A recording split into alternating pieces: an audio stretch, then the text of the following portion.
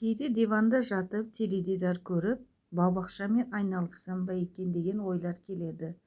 Біраздан бері осы каналды жүргізбей едім, ал енді қазір қайтадан қолға алып жатырмын. Жеміс ағашын қалай күту керек өзі деп ойлап жүредім. Уақыт жоқ сияқты, бірақ білмегендіктен қиналамыз. Бүгін мен сізге жеміс ағашын көктемде күту туралы ең маңызды бір нәрсені қарапайым тілмен түсіндіремін. Әсіресе көп адам сұрайтын сұрақ: көктемде жеміс ағашын қашан кесу керек? Қазір соны рет-ретімен айтып беремін. Ең бірінші сұрақ бұл: қашан кесу керек?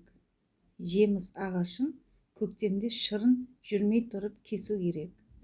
Яғни бүршігі әлі жабық кезде. Бұл көбіне ақпанның соңы мен наурыз айлары. Ауа температурасы -5 градустан төмен болмауы керек. Осы уақытта кесілген ағаш ауырмайды, керісінше күш жинайды. Келесісі: жеміс ағашын қашан кесуге болмайды? Мына кездерді кесуге болмайды: бүршік ісінгенде, қатты аяз күндері, жаңбырлы күндері. Бұл кезде кессеңіз, ағаш әлсіреп және өнім азайып кетуі мүмкін. Кесу кезінде ең алдымен құрғақ бұтақтар алынады. Сосын бір-біріне тиіп тұрған айқасқан бұтақтар кесіледі. Тағы бір маңыздысы ішке қарай өсіп тұрған бұтақтар. Мақсат ағаштың ортасына жарық түсуі.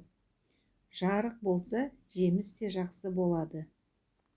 Ал келесісі бұл жиі жіберілетін қателіктер: өте қатты кесілген ағаш. Екіншісі ашық қалған кесік. Бір жылда ағаштың 30%-нан артық кесуге болмайды. Кесілген жерді балшықпен жауып қойған дұрыс. Көріп тұрғандай, жеміс ағашын күту қиын емес. Тек дұрыс уақытты және дұрыс тәсілді білу керек. Бүгін диванда жатып ойлаған адам ертең бау-бақшасын дұрыс күте алады. Егер пайдалы болса, осындай бау-бақша туралы тағы түсіндіріп отырамын.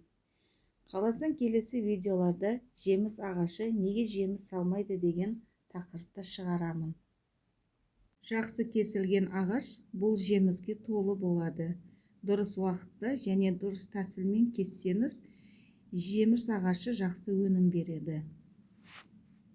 Арнаға тіркеліп, лайк басуларыңызды сұраймын.